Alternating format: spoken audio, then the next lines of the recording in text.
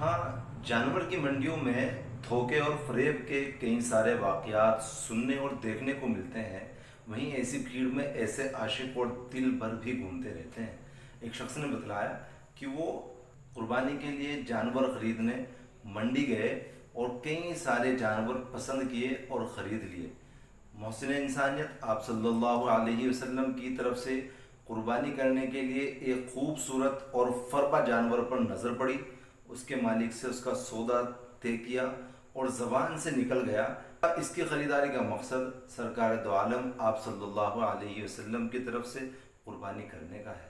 اتنا سننا تھا کہ اس شخص نے کہا، اس کی رسی پکڑیں اور لے جائیں، میں اس کی قیمت نہیں لے سکتا، اور مجھے رسی پکڑا کر وہ شخص منڈی کی بھیڑ میں آنکھوں سے اوجھل ہو گیا۔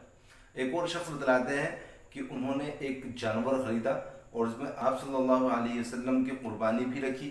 اس وقت جانور قصائی کے قبضے سے باہر ہو گیا اور اتنا غضبناک روپ دھار لیا کہ اس کے پاس جانے کی کسی کی ہمت نہیں ہو رہی تھی۔ کچھ دیر بعد ایک شخص نے اس کو چمکارتے ہوئے اس کے کان میں کہا کہ تمہاری قربانی میں آپ صلی اللہ علیہ وسلم کا بھی حصہ ہے، اس کا خیال رکھنا۔ اتنا سننا تھا کہ اس جانور نے فوراً اپنی گردن کو جھکا لیا، اور جب اس کو گرانے کی کوشش کی گئی تو وہ زمین پر آرام سے لیٹ گیا۔ اللہ اکبر کبیرہ! جانوروں کو بھی آپ صلی اللہ علیہ وسلم کی حرمت کا کتنا خیال ہے۔